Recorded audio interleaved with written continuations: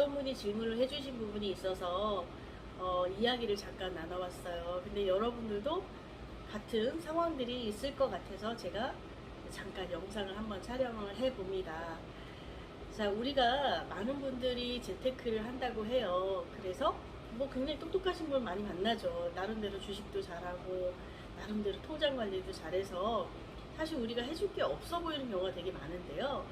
이분들의 지식은 굉장히 편파적인 것들이 많아요. 종합적으로 바라보는 안목이 없다 보니까 자신이 잘해왔던 것, 뭐 주식을 잘했다, 또는 ETF를 잘했다, 또 미국 주식을 잘했다, 이렇게 보시면 그 부분만 가지고 계속 확대 해석하시려고 하는 부분들이 굉장히 많습니다. 그러나 우리가 전반적인 관점에서 봤을 때 우리가 연금은 연금답게, 종잣돈은 종잣돈답게 운영에 대한 이유가 있어요. 가령 예를 들면 우리가 미국 ETF를 가지고 노후 준비하세요 이런 거 되게 많이 나오거든요. 그 다음에 성장성이 좋은 해외 ETF나 해외 주식을 가지고 노후 자금을 준비할 겁니다 라고 얘기하시는 분 되게 많습니다. 일부 맞고 일부 맞지 않다고 생각을 합니다. 그래서 저는 연금은 금융상품이기 이전의 제도입니다. 우리나라의 금융상품처럼 보이지만 제도성인 것은 연금 제도와 청약 제도라는 것이 있어요. 이것들은 금융상품으로 판매가 되고 있지만 한 제도로서 이해를 하시는 게 바람직할 것 같거든요. 그럼 돈을 많이 모으면 되니까 부동산으로 연금 준비해도 되고 ETF로 준비해도 되는데 연금이란 제도를 이용해서 보험사에 연금을 수령하는 것이 더 유리하다라고 얘기를 하는지 제 의견을 한번 말씀드려 볼까 합니다. 자, 우리가 미국 주식형이나 인도 주식형이나 이렇게 해외 주식형 또는 해외 ETF는 양도소득세라는 걸 냅니다. 양도소득세가 뭐죠? 부동산 처분할 때 양도소득세 내잖아요. 이런 것처럼 자산을 처분할 때 내는 소득이에요. 그러면 양도소득세 22%를 내게 돼 있거든요. 그럼 열심히 말씀하신 대로 사업비도 줄이고 모두 줄이려고 직접 투자해갖고 열심히 운영을 했습니다. 예를 들어 10만원씩 매월 부어서 열심히 저축을 했어요. 그래서 내가 가령 예를 들어서 원금 1억으로 2억을 만들었다 칠게요. 그러면 2억에 대한 22% 세금을 내는 거니까 2,200만원의 사업비를 냅니다. 자, 그런데 연금으로 준비한다면 연금에도 미국 ETF, 인도 ETF, 또 주식형 해외 주식이 다양하게 있잖아요.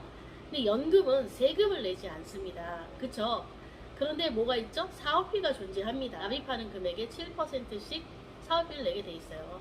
그죠? 자, 그러면 우리가 계산을 해본다라고 하면 예를 들면 우리가 미국에 있는 ETF를 미국에 있는 미국 주식형을 투자했다라고 봤을 때 우리가 사고 파는 데는 시간이 좀 필요합니다. 짧은 건 일주일, 길면 보름씩 걸려서 다시 현금화돼서 우리 통장에 들어오게 되죠. 그때 22%의 기타 소득세라고 하는 걸 떼고 들어오게 됩니다. 자, 그러면 변액으로 투자했을 때는 어떠냐? 변액은 해외에 투자한 펀드라 하더라도 중도 인출이나 해지 시 3일이면 내 통장에 들어오게 되잖아요. 게다가 세금도 반영되지 않으니까 비교적 편리하게 대중들이 해외에 투자할 수 있는 금융상품이라고 해도 무방합니다. 근데 변액은 오해를 받고 있죠. 사업비가 높다, 또 운영을 못한다, 이런 여러 가지 오해들을 받고 있는데요. 보험사에서 판매하는 펀드라는 건 누구나 다 알고 있을 겁니다.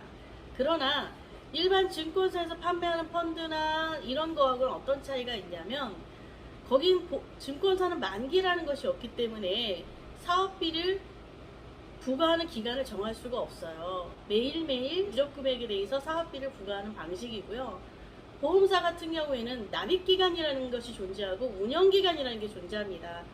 그러다 보니까 납입기간 내에 부과할 사업비가 정해져 있는 거예요. 그래서 우리가 매월 납입하는 금액에 대해서 사업비를 부과하는 방식을 띠고 있는 겁니다.